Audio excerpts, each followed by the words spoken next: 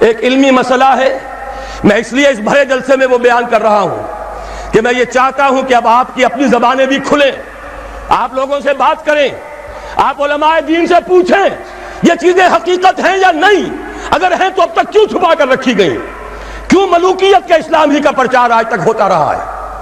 حضرت عمر فاروق کا ایک اجتہاد تھا، جو ملک مسلمانوں نے بزور شمشیر فتح کیے اس کی زمینیں کسی کی انفرادی ملکیت نہیں، مسلمانوں کی اجتماعی ملکیت، یہ مسلمانوں کے لیے وقف، مسلمان نہ صرف اس وقت کے مسلمان، آنے والے مسلمانوں کے لیے بھی وقف، ان کی بہبود، مجموعی بہبود کے لیے خرچ ہوگا۔ اس پر جو لوگ کام کریں گے وہ خراج دیں گے، چاہے مسلمان ہو چاہے غیر مسلم ہو۔ خراجی زمین قیامت تک خراجی رہے گی، چاہے بعد میں کہیں ہماری بدقسمتی سے، شامت اعمال سے کوئی غیر مسلم حکمران آ جائے، پھر اگر آزادی حاصل کی جائے، سٹیٹس نہیں بدلے گا زمینوں کا، ونس خراجی آلویز خراجی۔ یہ ذرا سمجھ لیجیے علمی بات کیا ہے۔ قرآن حکیم میں ایک حکم ہے انفال کا، مال غنیمت کا، یہ سورہ انفال میں ہے، 10ویں پارے کی پہلی آیت ہے، اور دوسرا حکم ہے اموال فے کا، یہ سورہ حشر میں ہے۔ اموال غنیمت کا قانون یہ ہے کہ 5واں حصہ 1/5 بیت المال کا، 4/5 مجاہدین میں تقسیم ہو جائے گا۔ سوار ہے گھوڑا اور اونٹ بھی اس نے اپنا رکھا ہوا ہے تو اس کو دوہرا حصہ ملے گا، پیدل ہے اکیلا۔ اموال فے کیا ہے؟ کل کے کل بیت المال کے، کسی کا کوئی حصہ نہیں۔ عام خیال یہ تھا کہ یہ زمینیں جو فتح ہو رہی ہیں، عراق فتح ہو گیا، شام فتح ہو گیا، ایران فتح ہو گیا، مصر فتح ہو گیا، تصور تو کیجئے، the fertile crescent of the Middle East, سارا کا سارا فتح، چند سالوں کے اندر اندر چند ہزار صحابہ تھے جنہوں نے ان سارے علاقوں کو فتح کر لیا۔ اب انہوں نے مطالبہ کیا کہ جناب یہ مال غنیمت ہے، ہم نے جنگ کر کے فتح کیا، لہذا یہ زمینیں تقسیم کر دیجئے، 5واں حصہ رکھ لیجئے بیت المال کا۔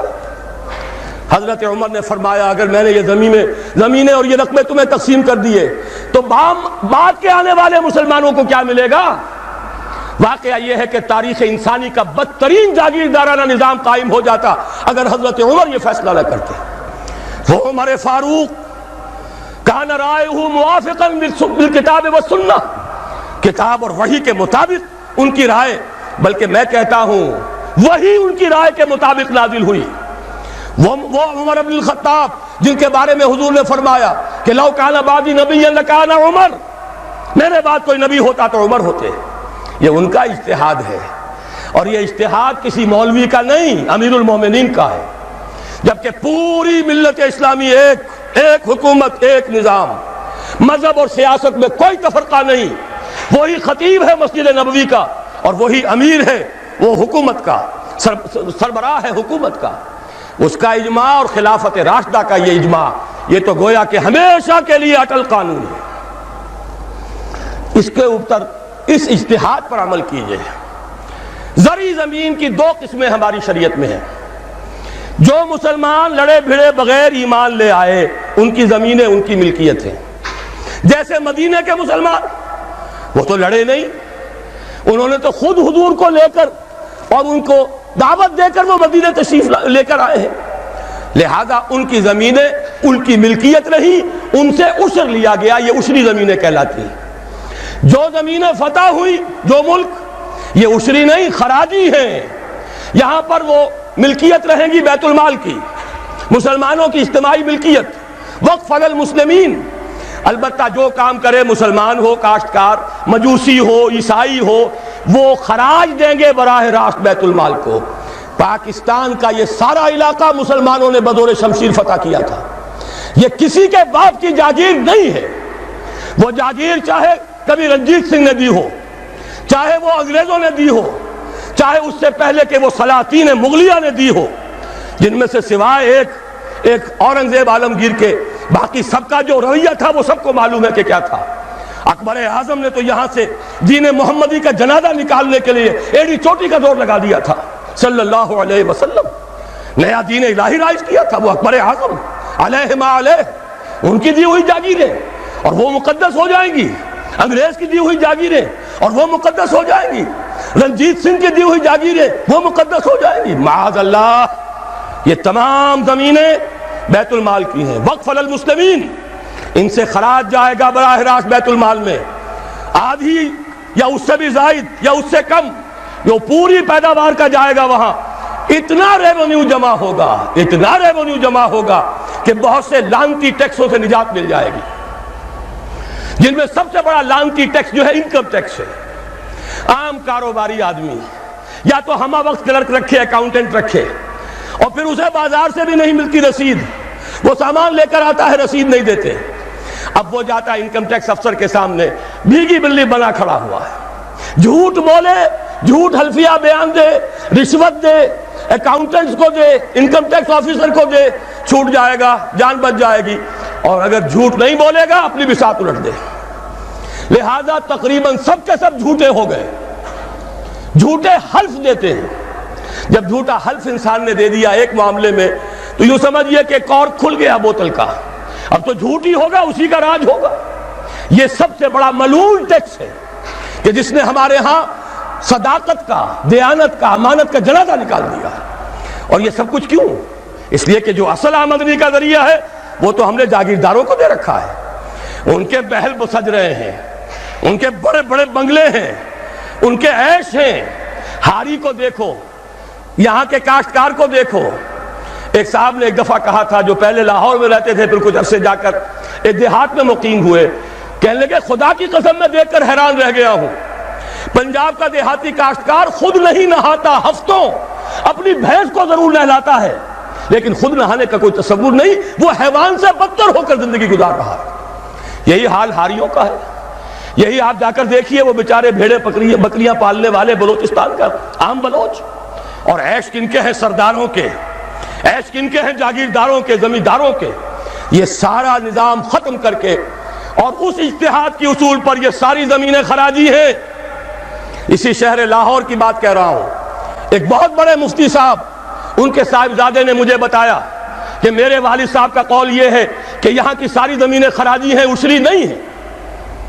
لیکن جب انہی کے ہاں، انہی کے دارالعلوم میں ہمارے ایک ساتھی نے استفتاء لکھ کر بھیجا تو ان مفتی صاحب نے دستخط نہیں کیے، کسی اور چھوٹے مفتی سے، وہ جو مفتی صاحب ابھی سمجھئے کہ ابھی وہ ایکسرسائز ہی کر رہے ہیں، اپرینٹس ہیں، ان کے ہاتھ سے دستخط کروا کے بھجوا دیا، یہ تو عشری ہے۔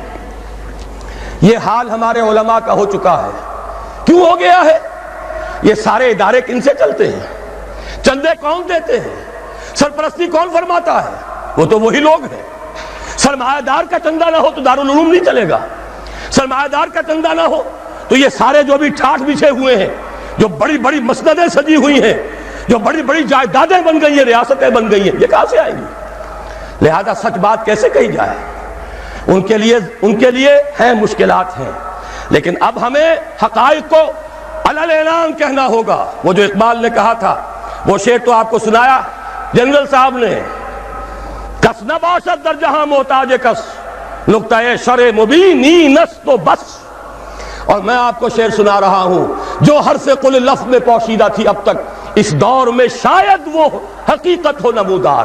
اور میں ابتدا میں کہہ چکا ہوں علامہ اقبال کی بات، میں ان کا ادنا طالب علم ہوں، ویسے میں انہیں کوئی معصوم نہیں سمجھتا، ان کی عملی زندگی ہمارے لیے مثالی نہیں ہے، قابل تقلید نہیں ہے، ان کا فکر ہے جو بہت بلند ہے۔ مجھے آج کے دور میں، اس پوری صدی میں، فکر کے اعتبار سے ان کے قریب بھی کوئی شخص نظر نہیں آیا آج تک۔ 60ویں برس میں ہوں اپنی عمر کے میں، اور مطالعہ کر رہا ہوں کم سے کم 40 برس سے۔ لیکن یہ کہ اپنی جگہ ہے، عظمت ایک پہلو سے بہت ہے، دوسرے پہلو سے وہ ہمارے لیے کوئی واجب التقلید نہیں۔ عملی زندگی خود وہ کہہ گئے، اقبال بڑا اپدیشک ہے، من باتوں میں موہ لیتا ہے، گفتار کا یہ غازی تو بنا، کردار کا غازی بن نہ سکا۔ کوئی بات نہیں، اللہ معاف فرمائے گا عمل کو۔ بات صحیح کہی ہے، اور وہ یہ کہی ہے کہ دور ملوکیت میں اسلام کے چہرے انور پر جو پردے پڑ گئے تھے، آج وقت آیا ہے کہ ان پردوں کو اٹھا دیا جائے، ڈنکے کی چوٹ کہا جائے یہ زمینیں خراجی ہیں، کسی کی ملکیت نہیں ہے، کسی کے باپ کی جاگیر نہیں ہے، یہ سب مسلمانوں پر وقف ہے، ان کی بہبود کے لیے ہیں، ان سے خراج براہ راست جائے، نیا بندوبست اراضی کیا جائے۔ جو پہلے کام کر رہے ہیں ان کا حق فائق ہے۔ الفضل للمتقدم پہلے موجود ہیں جو کام کر رہے ہیں، ورکیبل یونٹ بنا دیا جائے. اور یہ وہ بات ہے، سن 82 میں نے صرف 2 مہینے کی خطا کی تھی، ضیاء الحق صاحب کی شورا میں 2 اجلاس اٹینڈ کیے تھے اور ڈنکے کی چوٹ کہا تھا کہ خدا کے لیے ایک کمیشن بٹھائیے، جید علماء بھی ہوں اس میں. جب وہ دیکھیں گے کہ موقع ہے سچ بات کہنے کا تو بہت سے حضرات انشاءاللہ تعالی حق بیان کریں گے، لیکن یہ کہ ان کو موقع دیجئے، تحفظ دیجئے، اور یہ کہ بندوبست اراضی کے ماہرین کو بٹھائیے، زمین کا ایک نیا بندوبست ہو جو اس ملک کے لیے مفید ہو، جو عوام کی بہبود میں ہو، جس سے عدل و انصاف کے تقاضے پیدا ہو پورے ہو جائیں، اور سارا ریونیو بیت المال کو، خزانے کو، اس لیے کہ خراج کی رقم ہر مصرف میں آ سکتی ہے، دفاعی مصرف میں آ سکتی ہے، انتظامی مصرفوں میں آ سکتی ہے، جبکہ عشر اور زکوٰۃ صرف مسلمانوں کی بہبود پر خرچ ہو سکتا ہے. لیکن خراج کا معاملہ یہ ہے کہ بہت سی چیزیں جس کے لیے ہمیں ٹیکسیشن کا سہارا لینا پڑتا ہے وہ سب کے سب بھی ہم اس خراج کی رقم سے پورا کر سکیں گے. بہرحال یہ بڑا مشکل کام ہے، اس مشکل ہی کے لیے دعوت دینے کے لیے آپ کی خدمت میں حاضری ہوئی. مشکل کے بغیر دنیا میں کبھی کچھ نہیں ہوا، قربانی کے بغیر کہیں اسے آپ توہین رسالت نہ سمجھ لیں، معاذ اللہ ثم معاذ اللہ. قربانی کے بغیر محمد الرسول اللہ والذین معہ، اگر کسی کو حق پہنچتا تھا کہ انہیں کوئی تکلیف نہ پہنچتی اور انقلاب آ جاتا تو وہ محمد تھے صلی اللہ علیہ وسلم. وہ حقدار محبوب رب العالمین سید الاولین والآخرین، ان کو حق پہنچ سکتا تھا. ان کے پاؤں میں صرف کانٹے نہیں چبھے، وہ تو ابتدائی بات ہے جب چچی بچھا دیا کرتی تھی دروازے کے باہر کانٹے لا کر، ان پر تو پتھراؤ ہوا ہے، ان کا جسم مبارک لہو لہان ہوا ہے. وہ 3 برس کے لیے شیب بنی ہاشم میں محصور رہے ہیں، شدید ترین فاقے آئے ہیں. وہ 3 دن غار ثور میں چھپے ہوئے رہے ہیں، اور وہاں آپ نے اپنے آپ کو جو ہے محفوظ رکھا ہے. پھر کیا نہیں ہوا؟ جنگ بدر میں طویل ترین سجدہ کیا، اے اللہ کل جو مارکا ہونے والا ہے، اگر کہیں یہ 313 میرے 15 برس کی کمائی اگر کہیں یہ کل ختم ہو گئی تو پھر قیامت تک تیرا نام لینے والا کوئی نہ ہوگا. حضرت ابوبکر تھے جو جھونپڑی کے باہر پہرا دے رہے تھے ننگی تلوار کے ساتھ. انہوں نے عرض کیا حسبک حسبک، حضور بس کیجئے بس کیجئے. پھر کیا غزوہ احد میں دندان مبارک شہید نہیں ہوئے؟ کیا 70 صحابہ شہید نہیں ہوئے؟ جن میں ایک حمزہ بھی ہے رضی اللہ تعالی عنہ، اسد اللہ و اسد رسول ہی تو ہے ہی، سگے چچا بھی ہیں، خالہ زاد بھائی بھی ہیں، دودھ شریک بھائی بھی ہیں، ساتھ کے کھیلے ہوئے ہم جولی بھی ہیں. ان کی لاش آئی ہے، ناک کٹی ہوئی، کان کٹے ہوئے، پیٹ چاک کر کے کلیجہ چبا ہوا. اس کے بغیر انقلاب نہیں آیا تھا، اس کے بغیر نظام نہیں بدلتا. یہاں تو زرعی ٹیکس کوئی لگنے نہیں دیتا. مرکز سے ذرا سی کوئی پالیسی مجھے تو نہیں معلوم کہ کیا آئی ہوگی، مجھے کوئی توقع نہیں کہ وہاں سے کوئی خیر بھی آ سکتا ہے، لیکن یہ کہ کوئی ایسی تھی کہ وہ نازک مزاج شاہاں، وہ ان کے لیے تو وہ بھی ناقابل برداشت ہو گئی. وہی آئی جے آئی کی حکومت مرکز میں، وہی آئی جے آئی کی حکومت یہاں، اور اس نے اس کے خلاف قرارداد پاس کر دی، اس لیے کہ ٹیکس نہیں دے سکتا، زمیندار نہیں. بیچارہ ایک تنخواہ دار ملازم 3000 4000 روپیہ جو آج کل کچھ بھی نہیں ہے وہ تنخواہ لے رہا ہے، ایٹ سورس اس کا انکم ٹیکس کٹ جائے گا. انکم ٹیکس کٹے بغیر تنخواہ نہیں ملے گی. لیکن یہ کہ ان کے لیے کوئی ٹیکس نہیں ہے، جو ٹیکس دینے کو تیار نہیں، جن پر ٹیکس نواز شریف صاحب لگا سکتے ہیں، نہ بے نظیر لگا سکی، نہ بے نظیر کا باپ لگا سکا، نہ نواز شریف صاحب کے جو سرپرست تھے وہ لگا سکے. ظاہر بات ہے کہ اس کے لیے تو جب تک جانی قربانی نہیں دی جائے گی، جب تک کہ ہزاروں لوگ اپنے خون کا نذرانہ دینے کو تیار نہیں ہوں گے، یہ ظلم کی رات ختم نہیں ہوگی.